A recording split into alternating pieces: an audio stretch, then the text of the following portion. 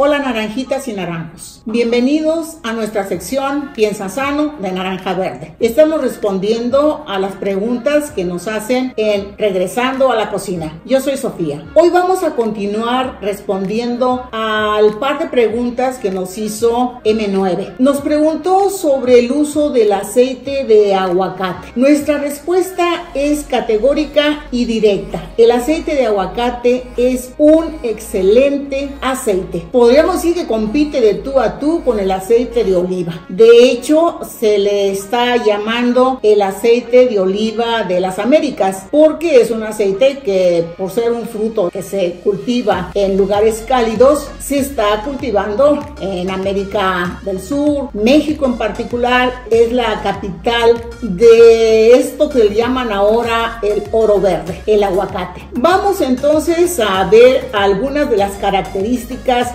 de este aceite y por qué es muy recomendado por encima de algunos otros aceites que se utilizan en la cocina. Aquí tengo un aceite de aguacate elaborado en México y vamos a empezar como siempre leyendo su información nutrimental. Tenemos aquí que nos habla del tamaño de la porción. Siempre en las etiquetas vamos a encontrar que nos dan los datos por porción. Una porción aquí es una cucharada de 14 mililitros, es decir, una cucharada sopera. La cantidad por porción nos da el contenido energético, 126 calorías, y luego nos da los rubros que siempre se dan en una grasa, que son grasas o lípidos, los pueden encontrar, es lo mismo. Luego vienen los carbohidratos totales, la fibra dietética, el sodio, las proteínas. ¿Qué aparece en la parte de grasas? Que es lo que en este momento nos interesa más. Las grasas son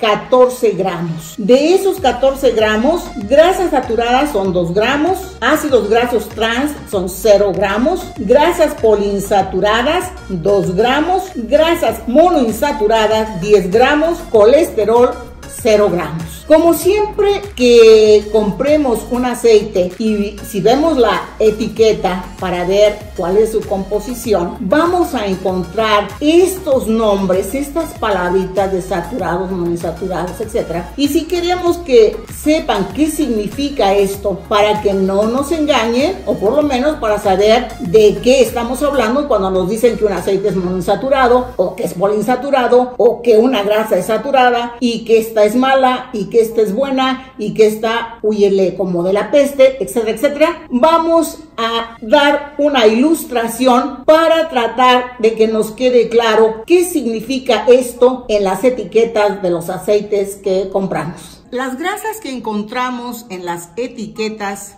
de nuestro aceite de aguacate, y de hecho en cualquier etiqueta que contenga una botella de aceite, vamos a encontrar que están clasificadas como saturadas, monoinsaturadas, poliinsaturadas, y aparecen también las famosas grasas trans. ¿Qué son estas grasas? En pocas palabras, son los famosos triglicéridos. Los triglicéridos son aproximadamente el 95% de las grasas que consumimos en nuestra dieta. De hecho, los triglicéridos son los responsables de la grasa que se nos acumula en el cuerpo, debajo de la piel, en la cintura, o como se acumula en los muslos. Esa grasa es grasa triglicéridos. Vamos a escuchar a veces que dicen que los aceites son monoinsaturados, o que son grasas saturadas, o que son insaturadas. En realidad, los aceites son una mezcla de los tres. No hay aceites que sean exclusivamente monoinsaturados o poliinsaturados, o que no tengan nada de grasa saturada. Es una mezcla de los tres. Solamente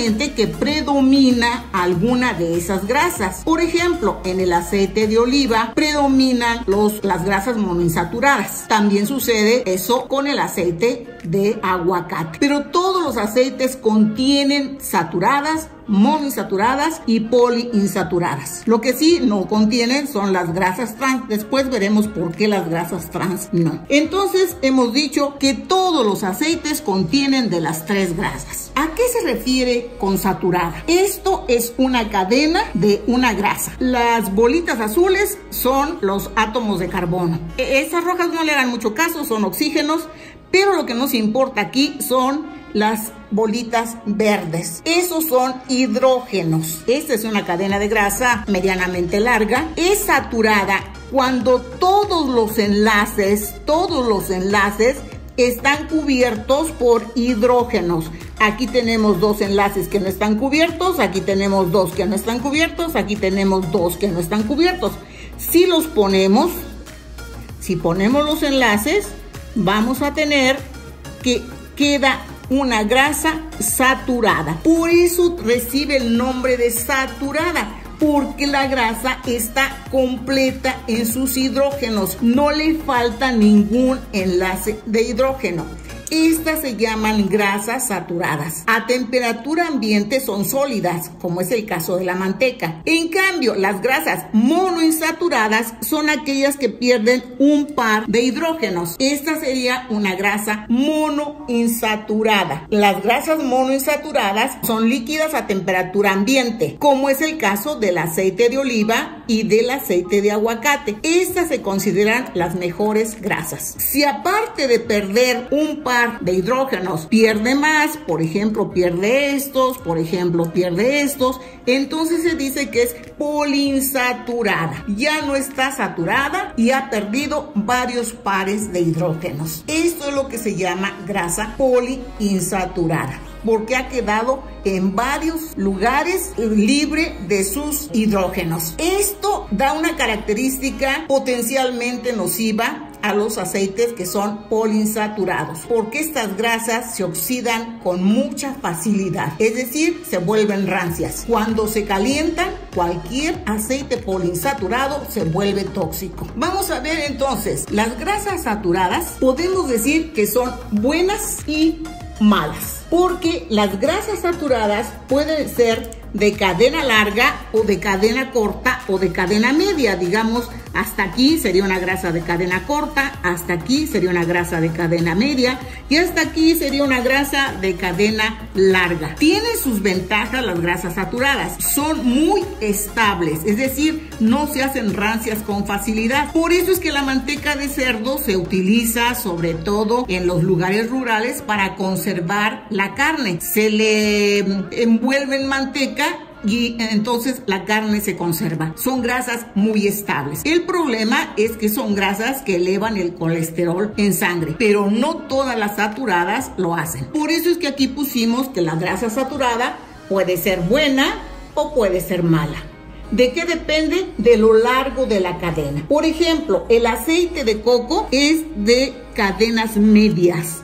Estas cadenas de grasa saturada de aceite de coco tienen la particularidad de que no se almacenan, se convierten en pura energía. Esa es la ventaja y por eso es recomendable una grasa como el aceite de coco. En el caso de las grasas monoinsaturadas, estas son las que se consideran buenas grasas. Solamente tienen uno de sus enlaces, que sería suelto, por decirlo así.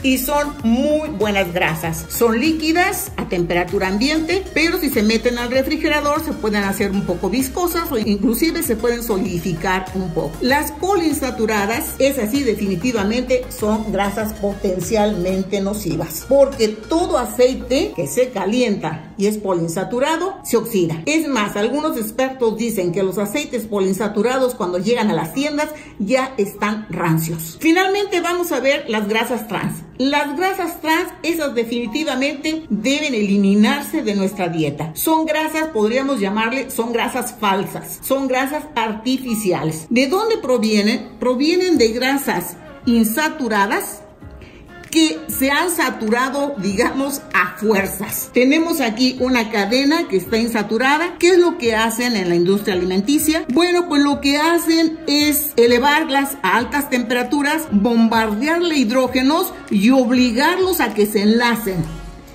Esto hace que esas grasas sean muy, pero muy inestables. En cuanto pueden, sueltan esos hidrógenos que les han forzado a tener y vamos a tener radicales libres que son muy dañinos para nuestra salud. Bueno, los mejores aceites son los monoinsaturados.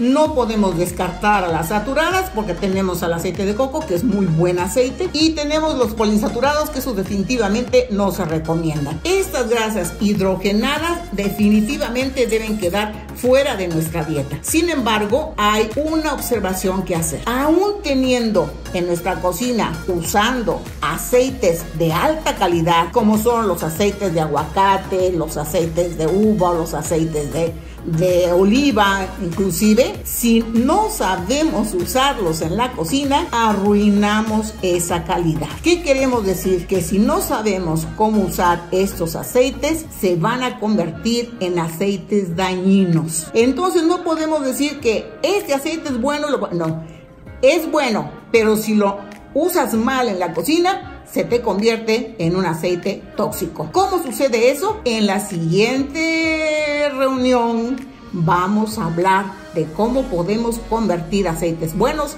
en aceites malos. Bueno, M9, espero que con esto haya quedado resuelta en parte tu pregunta. Vamos a seguir hablando sobre el aceite de aguacate. Síganos enviando sus preguntas y si les gusta esta sección, gracias por dejarnos su like. Piensa sano, regresa a la cocina y síguenos en Naranja Verde.